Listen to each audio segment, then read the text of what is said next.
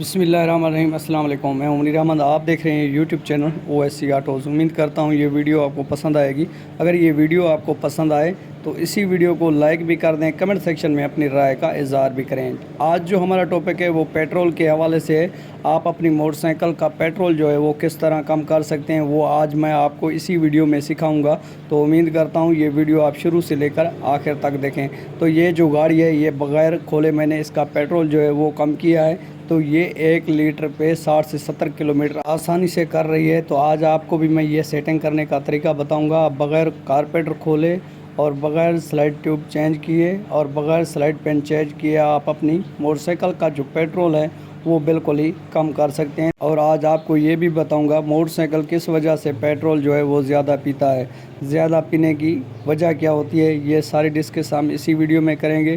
آج آپ کو اسٹیپ بائی اسٹیپ سکھاؤں گا کہ آپ اپنے موٹر سائیکل کا پیٹرول کس طرح کم کر سکتے ہیں۔ تو یہ ویڈیو آپ لاسٹ تک دیکھتے رہیں۔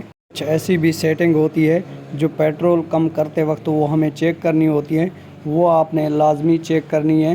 وہ میں آپ کو آلریڈی بتا دیتا ہوں وہ کون سی چیزیں ہوتی ہے جب گاڑی پیٹرول پیتی ہے تو ہمیں چیک کرنی ہوتی ہے۔ سب سے پہلے آپ نے موٹر سائیکل کے جو ٹیپٹ ہوتے ہیں وہ چیک کرنے ہوتے ہیں۔ اگر ٹیپٹ زیادہ ٹائٹ ہو تو بھی گاڑی جو ہے پیٹرول زیادہ خرچ کرتی ہے۔